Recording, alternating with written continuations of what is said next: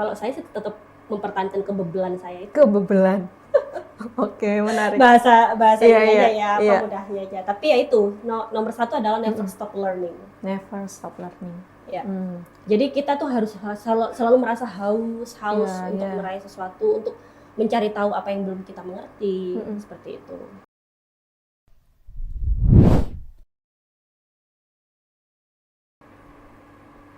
Halo Jameders, selamat datang di podcast perdana Inspiratif Talk Janitra Media. Jadi, di podcast Janitra Media ini kedepannya kita akan sharing berbagai hal inspiratif.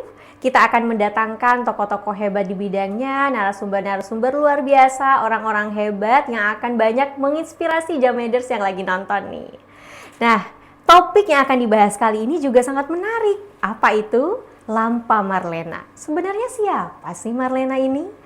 Jadi Marlena adalah sosok yang menggambarkan perempuan Madura yang penuh keteguhan hati, semangat juang yang tinggi, kerendahan hati. Dia adalah simbol perlawanan terhadap batasan tradisi. Nah, jadi di konten kali ini kita akan mengupas tuntas bersama tokoh yang luar biasa bagaimana sih peran Marlena modern ini dalam kehidupannya. Nah, narasumber kita sangat luar biasa sekali, Jameders yang ada di rumah. Jadi narasumber kita ini adalah perempuan Madura asli Kabupaten Sumeneb yang karirnya sudah go internasional. Aku bacain dikit ya profilnya ya.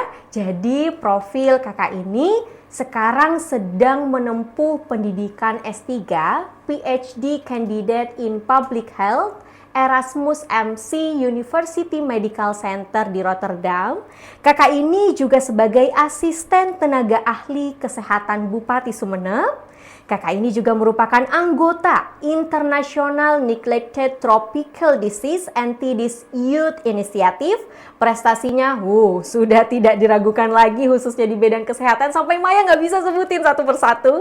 Puluhan konferensi, seminar, webinar internasional ya, baik offline maupun online sudah kakak ini hadiri. Langsung saja kita sambut narasumber yang luar biasa, Kak Ulfa Abekori. Halo Kak Ulfa. Halo. Halo Kak Ulfa, apa kabar? Baik, alhamdulillah. Alhamdulillah, makasih banyak ya Kak ya udah datang di podcast kita. Seneng banget nih ada Kak Ulfa di sini. Terima kasih juga ya udah mengundang saya. Akhirnya bisa sekalian pulang kampung. Wah, iya bener. Kak Ulfa sekarang tinggalnya di mana? Kalau di Sumeneb itu namanya Pabresen. Pabresen. Tapi kan kalau kita bahasa Indonesia Paberasan ya. Paberasan. Iya. Tapi bukan lumbung beras Mas. Oke. Wah, Kak Ulfa kesibukannya apa Kak sekarang? Kalau sekarang. Ya kalau sekarang karena saya di tahap akhir nih. Tadi kan udah disebutkan sama Maya ya bahwa saya sedang menempuh S3. Alhamdulillahnya sekarang lagi sibuk bikin disertasi. Wah, berarti habis ini sidang dong Kak Ulfa. Amin. Semoga dilancarkan. Semoga lancar ya Kak ya. Ya. Oke, Kak Ulfa, kita masuk ke topik ya Kak ya. Tadi Maya sempat singgung tema kita kali ini itu Marlena. Nah, kalau Kak Ulfa denger Marlena itu apa yang ada di benak Kak Ulfa?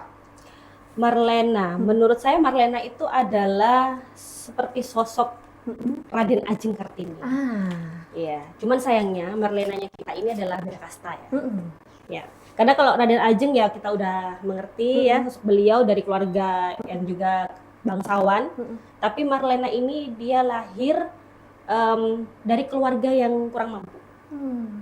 Cuman dia juga sebenarnya agak beruntung nih, karena dia ini adalah istri dari Sakera ya kan.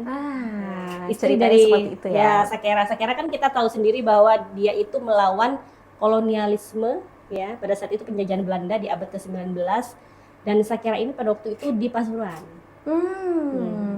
Nah, cuman sayangnya Marlena ya, Marlena ini itu pada waktu itu masih belia waktu menikah dengan si Sakera ini. Dan dia itu seorang yatim ya. Di Sumeneb juga tinggalnya di pinggiran, ya kan. Tapi itu daya juangnya tuh hampir mirip dengan cerita Kartini. Itu menurut saya. Iya, jadi mirip ya Kartini dengan semangatnya, Marlena juga dengan semangatnya sampai bisa ini ya memperjuangkan apa yang mereka inginkan. Wah, luar biasa.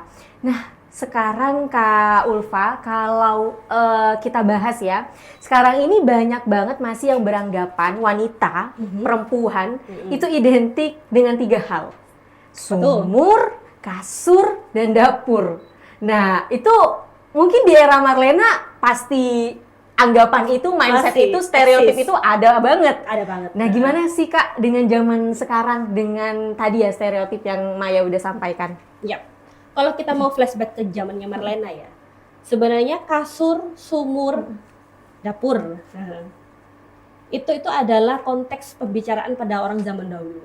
Ya, tongkrongan lah gitu. Sehingga stereotip yang dibentuk itu adalah bersifat konotasi negatif, ya kan? Seolah-olah kita itu hanya pelengkap dalam rumah tangga, kemudian ya udah yang kita lakukan adalah domestik. Yeah. Padahal kalau kita mengubah itu, konsep itu sebenarnya itu adalah hal yang sangat positif. Kenapa? Karena woman is centric gitu loh. Yeah. Perempuan itu adalah yang ada utama di rumah. Kalau nggak karena perempuan, ya udah ini 3 hal ini nggak ada ya gitu kan ya. Jadi kenapa dapur ya? Kita dibekali semacam talenta ya, kita bisa masak, kita bisa memenuhi kebutuhan dari seluruh anggota keluarga di rumah gitu kan. Kemudian sumur, seolah-olah kan sumur tuh ya udah kita bersih-bersih, kita kora-kora, kita ini gitu ya, membersihkan mencuci baju gitu. Ya padahal kita ini kan pendukung dari suami gitu contohnya laki-laki. Nah, ketika suami mencari nafkah ya kita yang mengerjakan hal pekerjaan domestik tersebut, ya kan. Kemudian kasur. Lah, kalau memang itu kan ada dalam life ini ya, daily life activity kita ya dengan pasangan kita. Namun kita di sini bukan hanya artikan itu dalam konteks seks gitu kan. Tapi dalam konteks bagaimana kita bereproduksi ya. Kita tuh mau memiliki anak yang seperti apa, itu ada dalam itu gitu loh, dalam ilmu seks itu tersebut gitu. Jadi bagaimana kita mengatur supaya kita punya keturunan laki-laki, perempuan dan segala macam dalam hal kepuasan gitu.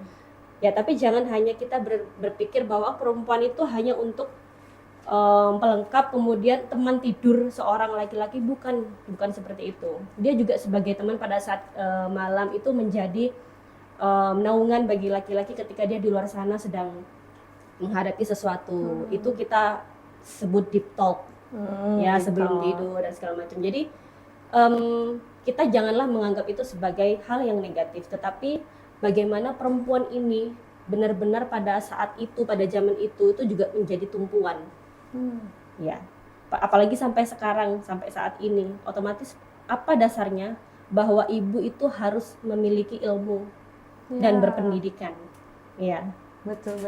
Kalau semuanya tidak dikuasai untuk 3 hal tersebut, mana mungkin generasi-generasi yang diciptakan oleh seorang ibu akan menjadi seorang ilmuwan, ya kan?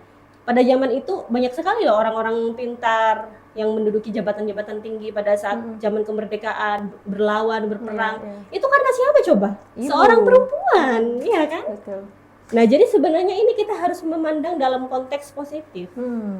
Bagaimana kata-kata kasur, sumur, dan dapur itu maksudnya adalah perempuan itu adalah sentrik dalam keluarga, ya, center of role, dan kemudian dia itu adalah bunda peradaban.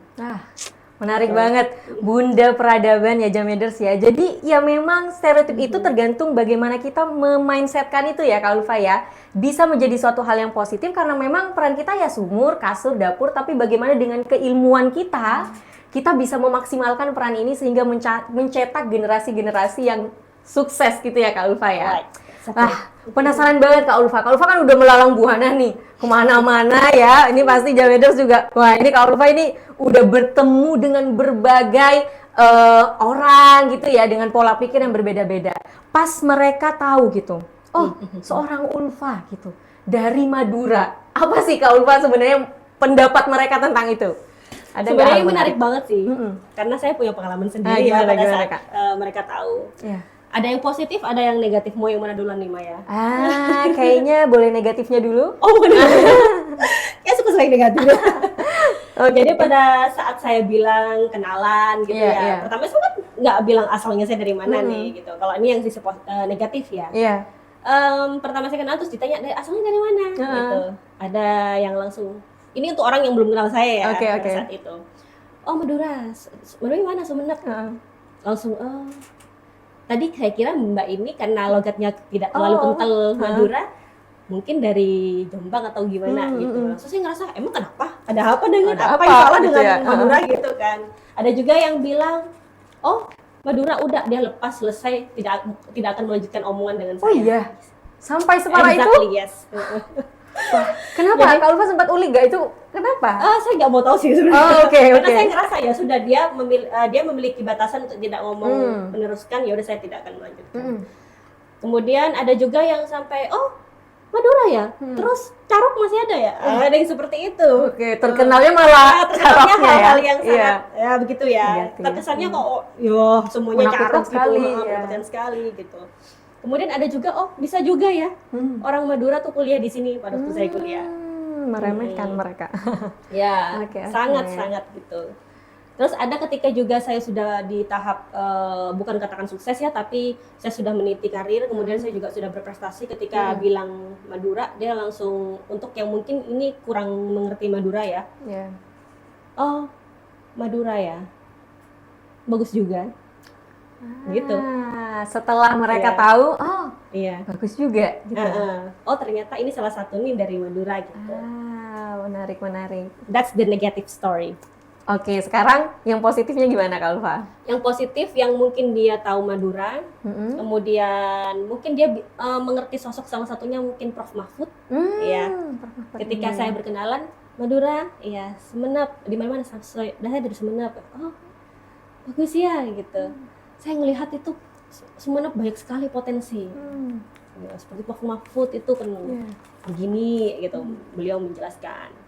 Kemudian ya segala macam, akhirnya saya juga kenal nih ada dosen dari Madura, beliau adalah profesor di mana gitu. Kemudian ada lagi yang langsung bilang seperti ini, memang ya Madura itu sangat tangguh, dia itu ada di mana-mana. Saya setiap kemanapun itu banyak sekali perempuan Madura, baik itu sebagai pedagang, baik itu sebagai nurse, itu kemudian bekerja di bagian teknik. Ini adalah yang bilang seorang dosen. Gitu. Ada juga yang ya pembisnis, dan dia bilang kalau saya berbisnis dengan orang Madura saya suka. Kenapa? Tangguh sekali nawar-menawarnya. Jago banget ya dalam begini. Tapi enak banget sama dia kayak gitu. Kalau kita udah kayak klop, dia benar-benar berikan servis yang memuaskan gitu. Dalam hal kita bekerja dengan profesional. Tangguh gitu. Ya inilah Marlena itu ya.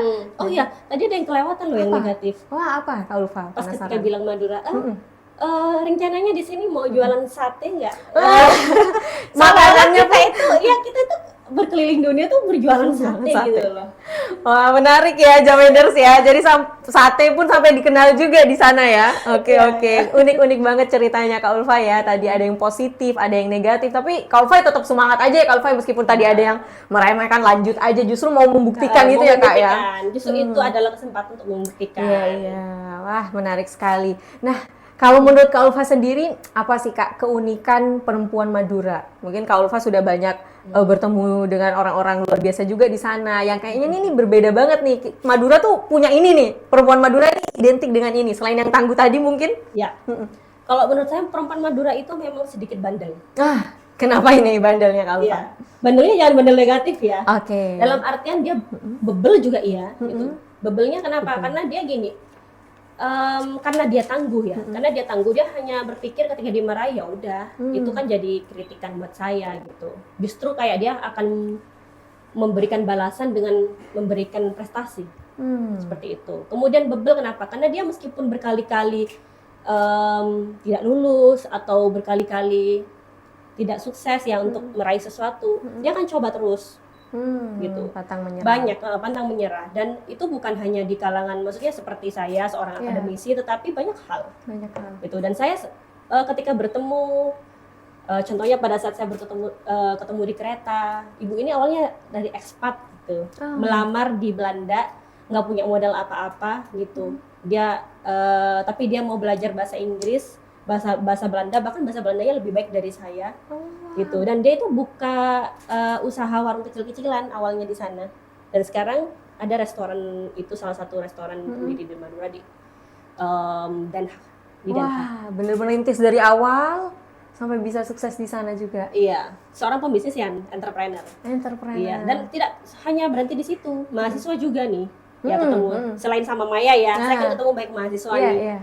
Mereka kekeh gitu kayak, Pak mau bertemu dengan saya, gimana caranya, pokoknya saya tuh harus bisa mendapatkan bimbingan beasiswa, entah itu mau bayar mau enggak gitu. Kalau bisa ya gratis sih gitu. Jadi menurut saya bebelnya itu, jadi itu ketangguhan luar biasa dari seorang perempuan Madura. Menarik, mari kita manfaatkan kebebelan ini ya teman-teman ya. Jadi biar bisa semangat, gapai cita-cita, mau kejar beasiswa, mahasiswa silakan gitu ya. Bahkan tadi usaha kuliner pun sampai ke sana juga. Jadi nggak ada batasan ya Kak ya. Intinya kita punya mimpi, kita punya niat yang kuat, itu bisa. Iya. Luar biasa. Nah, kalau Kak Ulfa melihat peluang kesempatan zaman dulu, mungkin zamannya Kak Ulfa gitu ya, dengan era sekarang tuh gimana Kak? Berbeda atau gimana? Ya pasti berbeda ya. Oke. Kalau zaman saya dulu itu kan belum ada internet juga, ya kan. Internet kayaknya baru masuk tahun 2009, itu pun baru ada warnet ya. Nah, itu pun kayak masih terbatas kan di sini. Gak banyak. Jadi kita kayaknya ya mengenal dunia luar tuh dari lagu-lagu. Ya kan, seperti saya tiba-tiba saya tertarik untuk belajar berbahasa Inggris karena Backstreet Boys, Britney Spears, ya kan, pada zaman itu. Kemudian yang masuk lagi film apa itu waktu itu yang Titanic. Titanic. Oh, itu lagi viral pas zamannya Kak Ulfa tuh. Iya, jadi belum ada tempat les TOEFL, mana nggak ada ya gitu kan waktu itu. Kemudian kita juga merasa kalau pergi ke Surabaya, karena kan dulu nggak ada Suramadu ya. Kalau kita pergi ke Surabaya naik kapal tuh, wah luar biasa, seneng banget gitu, kayak baru ngelihat dunia luar ya kan. Kalau zaman sekarang udah ada Suramadu, apa yang nggak bisa gitu. Kemudian juga segala macam informasi sekarang udah smart, teknologi ya. Kita mau apa ada di situ. Tinggal kitanya aja yang mau milih mau informasi seperti apa. Logaritmanya udah ada ya. Kita sering buka apa itu akan ngikutin. Iya benar. Sekarang juga udah ada AI. Udah ada AI apalagi itu. Benar-benar. Jadi tantangannya itu memang immortal change ya. Jadi perubahan yang tetap abadi. Iya. Tapi kita juga harus segera bisa. Kita tetap harus mengikuti ya perkembangan zaman ini. Ya. Oke. Kalau bahas hal ini Kak Ulfa, kesetaraan gender. Nah, perempuan ini sebenarnya bisa nggak sih? Kita juga punya peran yang luar biasa gitu. Kita mau gitu ada di posisi-posisi yang sama lah gitu ya, perannya seperti laki-laki. Menurut Kak Ulfa gimana memandang hal ini? Justru menurut saya saat ini itu sudah booming ya, dan itu yang diangkat untuk menjadi suatu topik yang harus terselesaikan, dan itu menjadi bahasan global. Kita sebut GETSI lah, ya, ada genre dan segala macam, kemudian bias gender, ya. Jadi menurut saya untuk zaman sekarang itu adalah kesempatan untuk perempuan untuk lebih meningkatkan dan mengeluarkan kemampuannya, bahwa saat ini dunia itu menjamin adanya kesetaraan gender. Seperti itu. Ya, jadi untuk di Indonesia saya masih memang belum memiliki data statistik yang relevan ya untuk menjelaskan bagaimana kesetaraan gender itu diaplikasikan. Namun ketika pengalaman saya di dunia konferensi, kemudian kemarin itu yang terdekat itu adalah waktu saya datang ke Bergen namanya. Ya, Bergen itu adalah kota di Norwegia. Di situ tuh malah yang namanya ministrinya itu perempuan lebih banyak loh. Rektor seorang perempuan, masih muda lagi. Karena biasanya kalau rektor tuh harus sudah senior ya. Ini adalah anaknya dari kayak seperti kerajaan di situ gitu. Kayak seperti princessnya dari ratu gitu. Jadi rektor. Dan dia dinobatkan sebagai public figure dari seorang kerajaan yang mau memperjuangkan pendidikan di Norwegia sehingga dia dijadikan seorang rektor. Wow, usianya pun Princess Margaret. Princess Margaret. Usianya masih 38 tahun. Masih muda tapi masih muda. Ya, perannya itu bisa sehebat itu ya Kak Ulfa ya. Oke. Kalau Kak Ulfa melihat dunia luar juga gitu ya, apa ada gitu Kak budaya kebijakan gitu ya dari beberapa negara yang sudah Kak Ulfa kunjungi, yang ini kayaknya nih bagus nih diterapkan untuk mendukung semisal tadi kesetaraan gender gitu dan lain hal? Iya, salah satu contohnya itu di negara paling maju di Eropa itu adalah di Finlandia. Memang kita nggak apple to apple ya, kalau kita membandingkan dengan kondisi di Indonesia. Tapi ini adalah suatu kayak studi banding, ya kan? Studi banding bahwa negara maju aja berani untuk melangkah, ya, membiarkan para perempuan ini untuk menduduki senior atau middle manager, gitu kan ya? Karena apa? Karena ada studi yang menarik, Mai. Gimana Kak? Jadi di Canadian Social Empowerment and Women, lupa lah ya panjang banget, gitu, tahun 2021, dan itu ada di dalam United Nations Women Report, mengatakan bahwa perempuan ini di tahun 2019 itu menduduki persentase ya, untuk di middle until senior itu dari 20% aja. 20%. And poorly, ketika dia harus diturunkan ke low and middle income countries, itu hanya 5%. Wow. Bayangin, mungkin dia seorang direktur rumah sakit, kan? Kemudian rektor, itu hanya bisa dihitung 5%. 5% itu sangat kecil loh dari representatif seorang perempuan di dunia, ya kan? Para perempuan di dunia.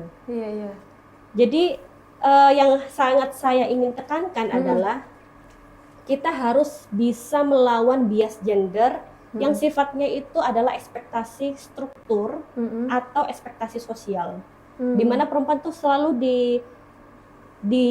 dihubungkan dengan peran dia yang tadi itu domestically, domestik, kemudian peran perempuan bahwa dia lebih baik mengurus anak aja daripada menyuarakan pendapatnya gitu. Padahal perempuan juga berpendidikan loh. Saat ini banyak sekali perempuan berpendidikan. Itu yang diperjuangkan oleh Ibu kita Kartini. Emansipasi. Ya, bahwa perempuan itu bukan dia harus mau menjadi leader dan kita akan diperintah oleh seorang perempuan. Kesannya laki-laki tidak memiliki suatu jabatan atau menghilangkan kodrat laki-laki karena diperintah perempuan. No. It's collaboration. It's collaboration period. So, perempuan itu juga harus memiliki kesempatan untuk dia bring the talk to the table. Ya kan? Bring the talk to the table. Iya, dia juga harus menyuarakan pendapatnya karena dia juga berpendidikan. Dia memiliki hak untuk menyuarakan apa yang menurut dia juga baik.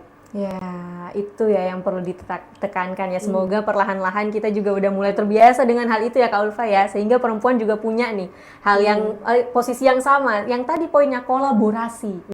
Iya, kita tidak mau mengalahkan tapi kita mau berkolaborasi bersama-sama sehingga mendukung terwujudnya kesetaraan gender. Menarik sekali Kak Ulfa. Kak Ulfa tadi udah cerita banyak banget. Maya nih jujur penasaran Kak, sebenarnya mindset apa sih yang Kak Ulfa pegang teguh sampai Kak Ulfa menurut Maya nih punya pemikiran yang out of the box, dan gak semua perempuan khususnya Madura punya hal itu gitu ya. Jadi gak semua perempuan punya mindset seperti itu, pandangan seperti itu. Sebenarnya apa yang Kak Ulfa pegang sampai sekarang? Ya itu, kalau saya sih tetap mempertahankan kebebelan saya itu. Kebebelan. Oke, menarik. Bahasa Indonesia mudahnya aja. Tapi ya itu, nomor satu adalah never stop learning. Never stop learning. Ya. Jadi kita tuh harus selalu merasa haus untuk meraih sesuatu, untuk mencari tahu apa yang belum kita mengerti, seperti itu. Dan saya rasa ketika saya mencapai sesuatu ya, achievement like heroin. Jadi ketika candu. Jadi ketika kita udah me-achieve sesuatu, kita merasa masih kurang. Bukan berarti kita tamak, bukan berarti kita greedy ya. Tapi itu menandakan bahwa kita itu benar-benar ingin kita itu lebih berkembang, lebih baik. So we have to always achieve personal development. Sama nomor 2 adalah memperbanyak networking. Karena dengan begitu kita akan mendapatkan informasi dari berbagai aspek, dari berbagai kolaborator kita, gitu kan. Baik-baiklah kita menjaga komunikasi yang baik dengan mereka, sehingga dengan begitu informasi yang kita dapat dari networking kita itu juga akan bisa membantu kita untuk jenjang karir, dan kesempatan-kesempatan lain. Iya, Itu iya. yang sampai saat ini saya pegang teguh. Iya. Tadi personal development, never stop learning gitu ya. Jadi long life learner. learner. Iya, haus ilmu, haus prestasi apa nih lagi nih habis ini nih achievement yang mau dicapai. Sama yang terakhir tadi networking ya. Dicatat itu juga nggak kalah penting ya Kak. Sama satu lagi. Apa? Ketika ada orang yang underestimate kamu, tidak percaya pada value yang kamu punya, buktikan dengan achievement. Itu. Jadi jangan bikin dia apa ya, kalau sekarang kan musimnya orang kalau saya sakit hati nih sama seseorang terus dia akan berkoar-koar di TikTok atau apa gitu ya. Ngapain gitu kan, itu buang waktu. Mending kita ya udahlah kita ignore, tapi kita itu meraih sesuatu gitu. Dengan kita akhirnya bikin story nih, ya bukan untuk sombong ya, tapi bikin story atau mungkin ada media yang ngetak kita, oh welcome to Ulfa ini udah melang-lang buana begini. Terus si orang yang iri atau orang yang underestimate kita itu melihat, maka yang akan dia lihat, oh iya, mungkin bisa dia sadar aku nggak boleh nih underestimate orang karena dia sebenarnya memiliki kemampuan dan segala macam itu. Balas dendam terbaik adalah menjadikan diri kita lebih baik ya Kak Ulfa ya. Mantap banget Kak Ulfa.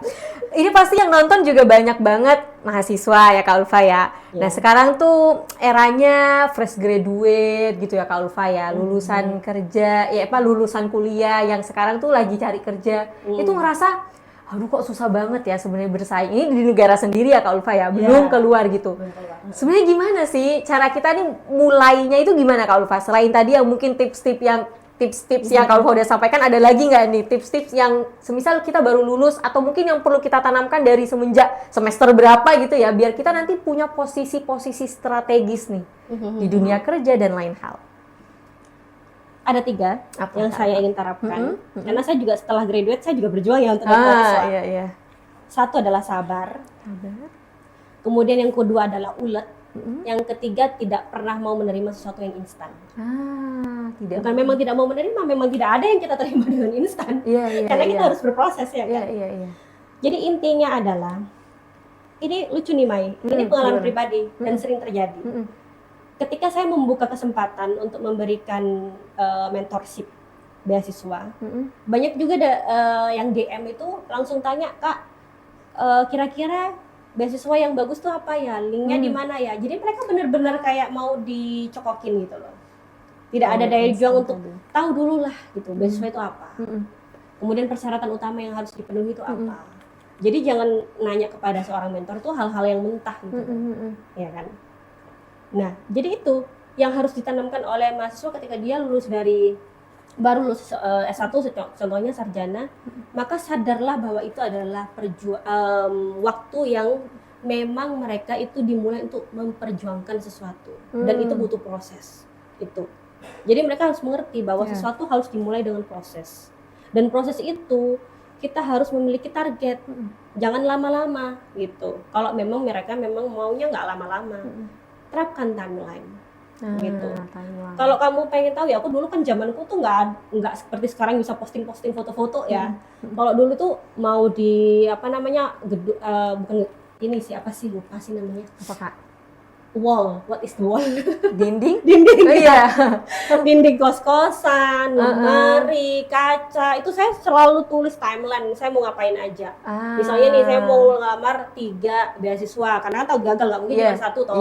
Ada cadangan gitu ya. It's scholarship, Fulbright, kemudian LPDP gitu ya. Saya catat tuh tanggal-tanggal penting, kapan saya harus menyelesaikan submission, kapan saya harus begini, kapan saya harus belajar TOEFL, semua saya catat.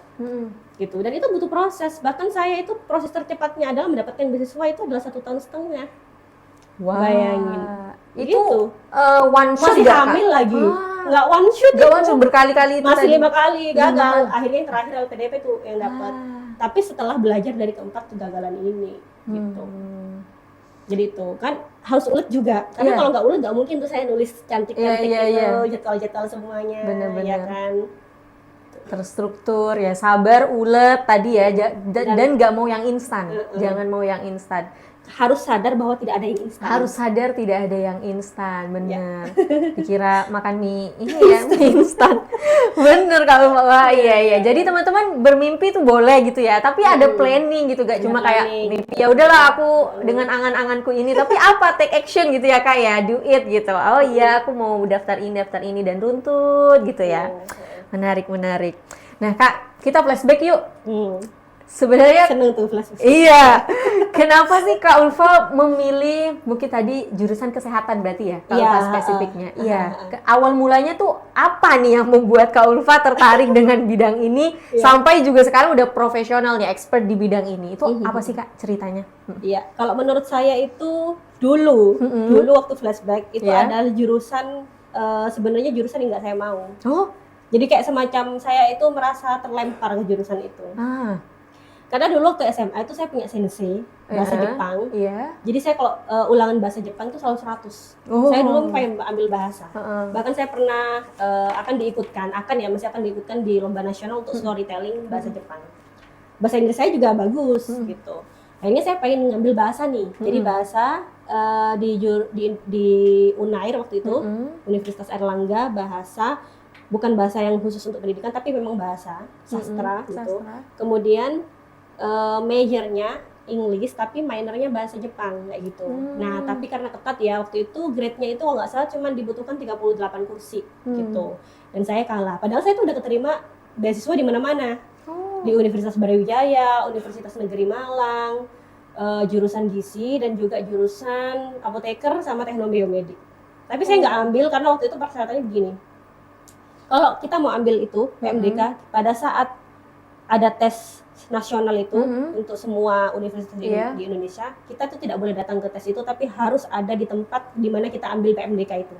Dulu namanya PMDK, jalur prestasi tanpa tes. SNPTN sekarang gitu ya, SNBP. Tapi saya nggak ambil, saya bilang saya mengadu nasib waktu itu. Saya bilang sama orang tua saya, tolong berikan saya kepercayaan, saya ingin mengejar jurusan bahasa ini di Airlangga. Ternyata gagal. Kecewa lah ya yang namanya orang tua ya. Akhirnya saya ikut nih, ada jurusan waktu itu jalur mandiri, terakhir sudah last call. Di Airlangga lagi. Kata orang tua saya bilang kayak gini, kamu tuh nilainya yang bagus IPA, sudahlah. Masuk aja, kamu nggak usah daftar yang bahasa Inggris itu. Daftar kesehatan, karena semua kakak saya adalah kesehatan. Kakak kandung saya kesehatan gigi, kemudian sepupu saya doanya tuh perawat. Tapi saya nggak mau kayak mereka, saya mau yang lain. Akhirnya ada jurusan baru kesehatan masyarakat. Saya ambil itu public health. Ya, di kampus C Universitas Airlangga di Mulyorejo. Nah, selang dari itu ternyata saya menemukan passion saya. Walaupun saya di dunia kesehatan ya, saya suka bahasa Inggris. Di situ ada yang namanya debate club. Namanya English language. Jadi tetap ada bahasa Inggrisnya juga dia biasa. Cuma di dunia kesehatan kan akhirnya. Dan saya merasa saya ternyata salah. Saya bukan kecemplung nih. Memang Allah itu udah menyediakan jurusan yang terbaik buat saya melalui kesehatan, tapi saya tetap bisa nih mengembangkan skill bahasa Inggris, public speaking di sini, seperti itu. Indah banget ya Kak ya. Saya jalannya kalau awalnya kayak aduh kenapa aku nggak lolos gitu, ternyata jalannya memang luar biasa sampai bisa ada di titik ini, ternyata melewati proses-proses yang tadi juga. Sama itu kan orang tua terutama. Tadi ibu lo yang bilang, pilihlah kesehatan. Jadi pilihlah kesehatan. Salah satu kunci langit itu terketuk ya, itu kan karena keinginan orang tua. Betul. Dan saya tuh membuktikan sampai sekarang semua apa yang dikatakan ibu itu adalah bagaikan perkataan dewa. Bener ya, itu udah mujarab ya. Perempuan lagi kan. Perempuan lagi, inilah ya topik kita kali ini ya, luar biasa ya Kak ya. Intinya usaha kita juga tanpa orang tua doa gitu, itu bukan apa-apa. Jadi berkat doa ibu juga salah satunya ya Kak Ulfa ya. Oke. Kak Ulfa, momen apa sih, jadi kita juga masih di flashback nih, sesi flashback ya. Momen apa yang paling membanggakan menurut Kak Ulfa selama Kak Ulfa udah banyak ya melalui berbagai hal dalam hidup ini tuh apa? Paling membanggakan. Paling membanggakan. Ketika saya menjadi seorang istri dan ibu, tapi saya masih diizinkan untuk mengejar mimpi saya. Menarik. Jadi menjadi ibu, menjadi istri, tapi tetap Kak Ulfa mau apa? Semua support ya? Ya. Suami, anak juga ya Kak Ulfa ya, orang tua. Itu momen yang paling membanggakan. Nah ini penasaran lagi Kak Ulfa, gimana Kak Ulfa cara bagi waktunya? Gitu ya. Ini gimana cara bagi waktunya teman-teman Jameders, yang menarik banget ya. Kak Ulfa ini ya seorang istri, seorang ibu, tapi juga pelajar ya, sedang menempuh pendidikan. Itu masih kerja lagi juga. Masih kerja lagi. Saya ini bayanginnya udah ini waktu 24 jam dalam sehari. Itu gimana Kak Ulfa cara baginya ya? Saya selalu mentanamkan mindset ya ketika saya sudah bukan dalam bimbingan orang tua. Saya akan menjalani peran sebagai seorang istri dan juga seorang ibu. Mungkin juga akan mengejar apa yang saya impikan. Itu saya bilang pada diri saya bahwa dunia ini adalah dunia tempatnya lelah. Ya. Tempatnya lelah, yang kita hanya kejar itu adalah bagaimana sebaik-baik kita itu di dunia itu kita melakukan ibadah yang baik, memberikan yang baik, dan nanti pada saat di surga nanti, entah ya di mana gitu, di dunia yang bersifat kekal nanti, kita akan menuai apa yang kita tanam. Gitu. Dunianya lelah, dan memang kita tidak boleh kayak yang kok begini sih, selalu mengeluh ya. Coba kalian tanya kepada beberapa orang yang kenal kepada saya, ketika saya merasa di titik terendah pun, saya tuh tidak pernah yang misuh, tidak pernah yang merasa sepertinya aku pengen menyerah saja. Tapi saya selalu tenang, kemudian saya selalu akan berpikir apa sih sebenarnya hikmah di balik itu ketika saya merasa saya sedang mengalami kesulitan ya, seperti itu. Atau ketika semua meminta perhatian kepada saya, ada pada saatnya seperti itu, suami, anak sedang ujian, anak sedang ikut kompetisi, sedangkan saya juga harus ikut kompetisi di dunia gitu. Dan saya ngerasa itulah yang Allah berikan kepada saya. Kekuatan itu yang membuat saya itu istimewa. Mereka butuh saya. Dan saya harus juga menjadi orang yang tetap kuat untuk mereka dan untuk diri saya sendiri. Luar biasa. Perempuan ya Kak Ulfa ya. Perempuan lagi dengan peran yang sebegitu multitaskingnya. Tapi Kak Ulfa bisa dengan mindset yang luar biasa seperti itu. Ya dunia ini tempatnya capek. Dunia ini tempatnya lelah. Tapi nanti tabur tua ya Kak Ulfa ya. Jadi kita akan memetik hasilnya nanti di akhir. Masya Allah, luar biasa sekali. Nah tadi Kak Ulfa sempat menyinggung di titik terberat. Sebenarnya apa sih Kak? Ada nggak sih Kak momen yang kayak di titik itu tuh kayak, aduh, kalau boleh diceritakan ya Kak Ulfa ya, kayak, aduh, ini titik terberatku nih, gitu. Itu apa Kak? Jelas ya, karena kita adalah seorang manusia yang berproses, nggak yang sampai sekarang pun kita bukan orang sempurna gitu ya. Jadi ada memang rasa itu. Pada saat contohnya saya mau ngelamar beasiswa saya gagal gitu kan ya, saya cuma mikir kok bisa ya ada orang keren-keren kayak gitu yang lain gitu, kok aku nggak bisa ya, sekarang itu apa ya yang aku kurang, tapi justru lebih ke evaluasi sih. Jadi bukan yang sangat terpuruk kemudian saya akan gagal terus tidak akan mencoba, enggak, justru saya malah tambah penasaran kayak gitu. Jadi bolehlah kita memang ngerasa capek, berhenti sejenak gitu kan, tapi bukan untuk menyerah, tapi untuk melihat kembali, mengevaluasi dan mengoreksi kira-kira apa ya yang kurang, kok saya itu nggak berhasil gitu. Dan saya tidak pernah menanamkan dalam diri saya itu saya ambisi, karena kalau ambisi itu capek, kalau misalnya nggak kejar tercapai gitu, itu marahnya luar biasa. Tapi saya memang selalu menempatkan bahwa everything need to be evaluated, semuanya harus dievaluasi, baru kita akan tahu dan akhirnya kita ternyata ini nih yang kurang, ternyata ini nih kuncinya. Dan akhirnya kita bisa membagikan inspirasi itu kepada orang lain yang juga berjuang. Menarik. Jadi nggak cuma kita mikir hasilnya apa gitu, outputnya apa, tapi proses di balik itu juga ya yang banyak mengajarkan pembelajaran biar lebih kuat, biar lebih evaluasi tadi juga. Oke. Kak Ulfa kalau boleh cerita juga, kenapa sih Kak Ulfa maksudnya ya bukan ini ya, di negara kita pasti ada pendidikan bidang-bidang kesehatan gitu ya juga. Nah, Kak Ulfa tapi kenapa memilih lingkup internasional juga, berkarirnya mau ke sana? Sebenarnya apa nih yang Kak Ulfa mau ambil dari Go Internasional ini? Sebenarnya jawabannya itu sangat mudah sih. Kalau kita ingin negara kita maju, maka kita harus belajar dari negara maju. Itu sih nomor satu. Kemudian yang sebenarnya dalam diri saya kenapa saya pengen ke luar negeri itu adalah pada saat saya terlibat banyak kompetisi di luar negeri, ketika saya masih kuliah S1. Nah, akhirnya ketika kita berbaur dengan seluruh mahasiswa dari internasional di suatu forum, saya merasa perspektif internasional saya keluar.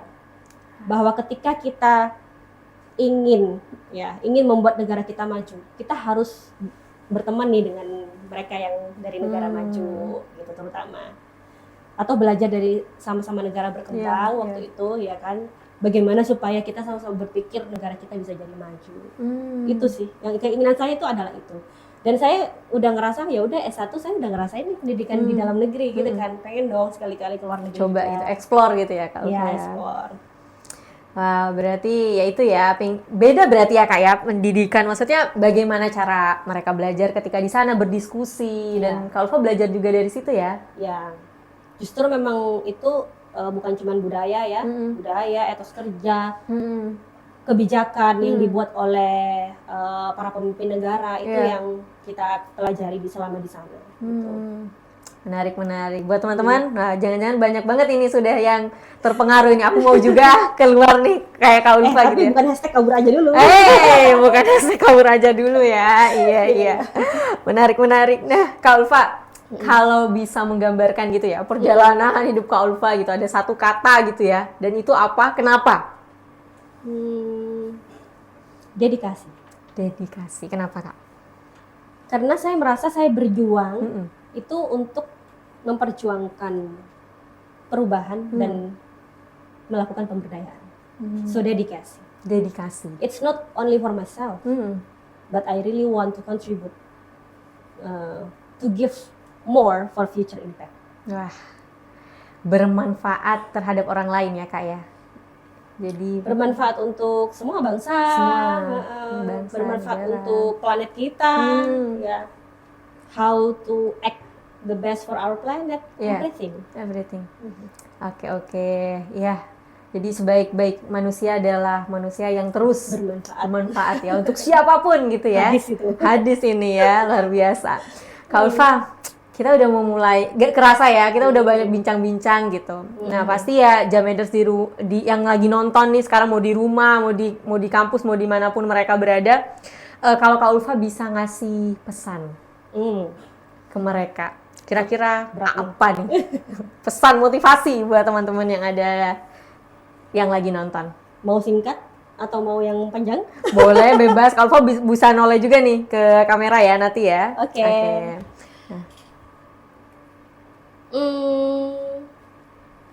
Saya ingin ya generasi penerus saat ini itu memiliki daya juang yang tinggi, kemudian memanfaatkan apa yang ada di depan kita saat ini. Contohnya apa? Nah, kita harus tahu ya, tadi kita sudah sebutkan ya Mai, bahwa ada perkembangan yang bersifat immortal. Saya bilang immortal karena perkembangan itu terus berjalan. Jadilah manusia yang benar-benar kita itu bisa ya menyesuaikan dengan perubahan zaman.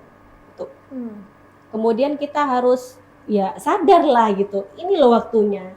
Jadi apa yang dibutuhkan oleh dunia saat ini, kita bermain peran di situ. Dan kita harus selalu mengusahakan bahwa kita benar-benar adalah orang yang maju, orang yang benar-benar tidak mau berhenti hanya untuk sesuatu yang mempengaruhi kita hanya sesaat. Seperti itu aja sih. Wah, luar biasa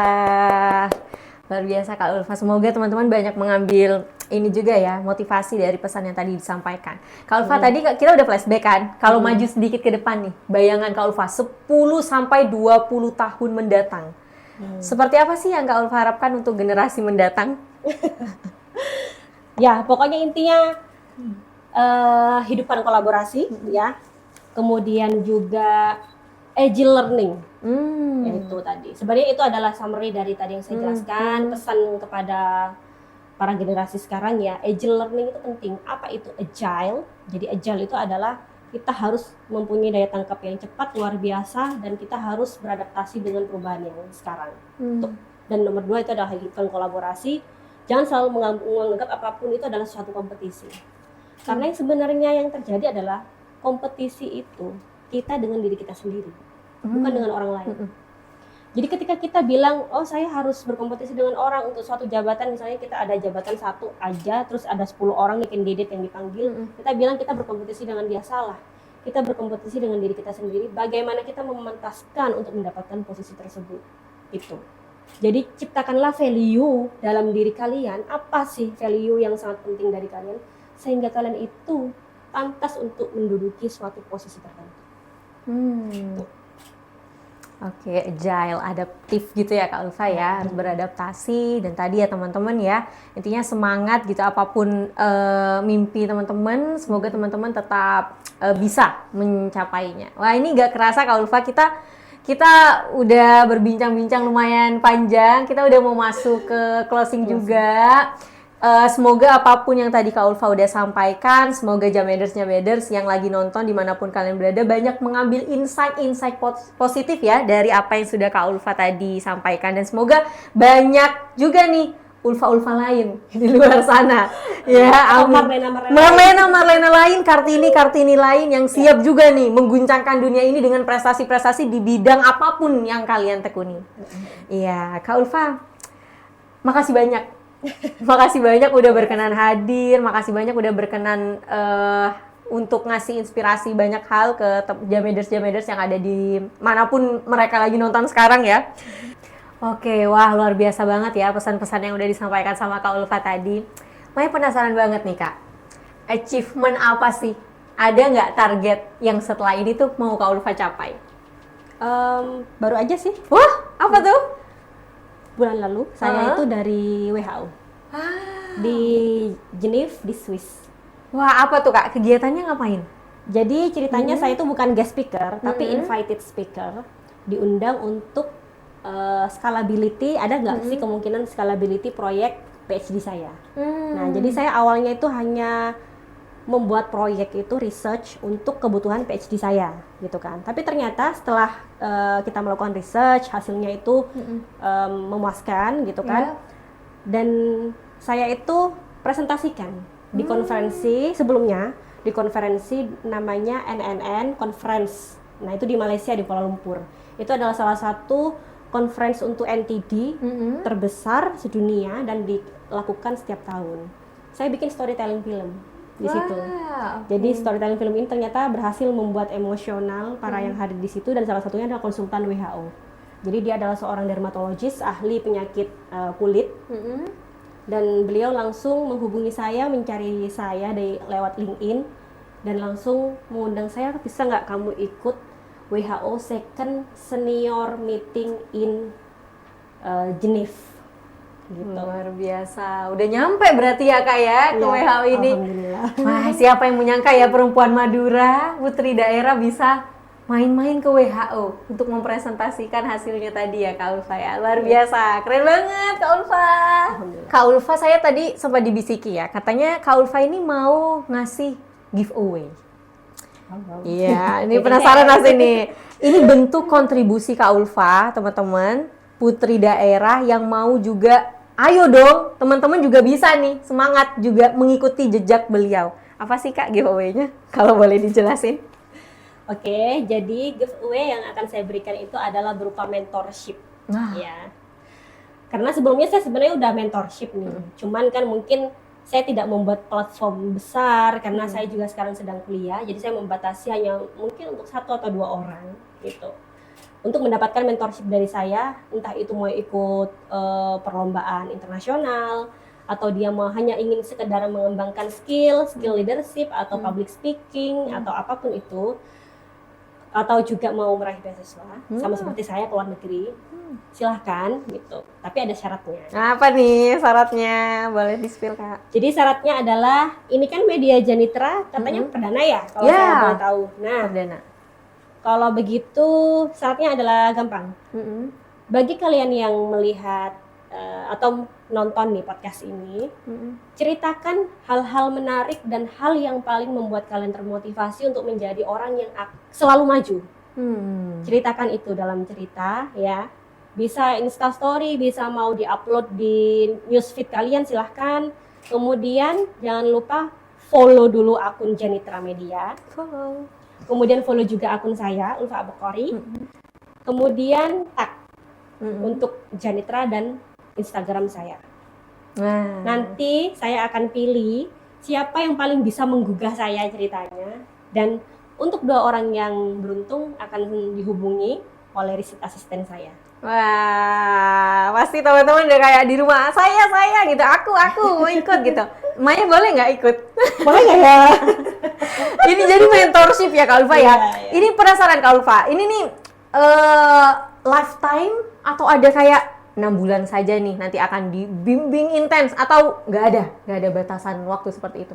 Tergantung. Kalau dia itu adalah pribadi yang udah sebenarnya siap, dia cuma mungkin butuh, Kak, aku kalau baca atau aku masih kalau nulis itu kurang sistematis, gimana sih buat essay yang bagus. Berarti ya hanya kebutuhan untuk meningkatkan dia, bagaimana dia mengerti untuk membuat essay kan. Gitu. Jadi ya tergantung kebutuhannya dia. Tergantung kebutuhannya ya. Oke. Jadi pesan buat teman-teman, tentukan dulu nih kalian mau fokus apa. Jangan datang ke Kak Ulfa nanti apa aja Kak, terserah Kak Ulfa gitu ya, saya mau dibimbing aja, yang penting jangan ya teman-teman ya. Jadi punya planning yang bagus. Iya, jadi udah punya plan apa nih arahnya mau kemana. Oh, saya tertariknya beasiswa, berarti sampaikan ke Kak Ulfa nanti saya mau Kak beasiswa luar negeri gitu. Spesial kalau ada lokasinya juga lebih bagus ya Kak Ulfa ya, pingin di negara ini karena apa gitu. Lebih spesifik lagi lebih spesifik.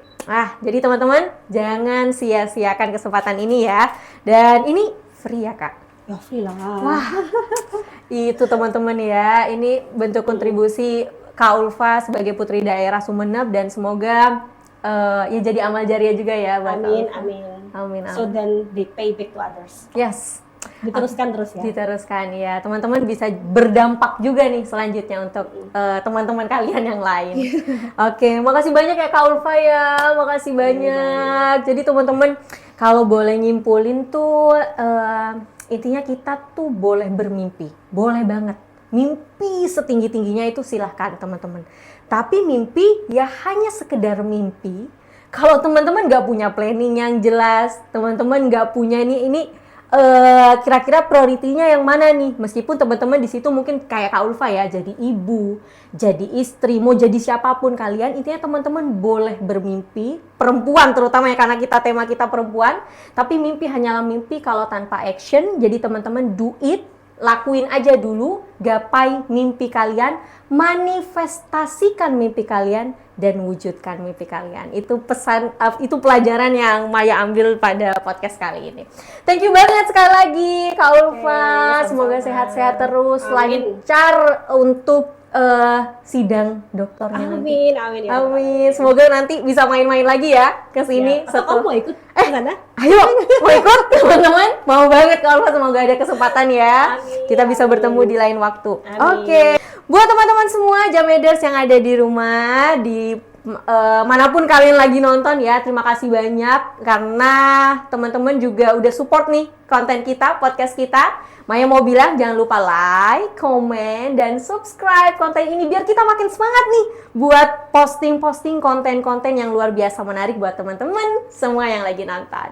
Nah, jangan lupa buat like, comment, subscribe yang tadi Maya bilang ya. Sampai jumpa di podcast Jamet episode selanjutnya. Janitra Media, informasi yang menginspirasi. Maya pamit, sampai jumpa. Terima kasih Kak Ulfa.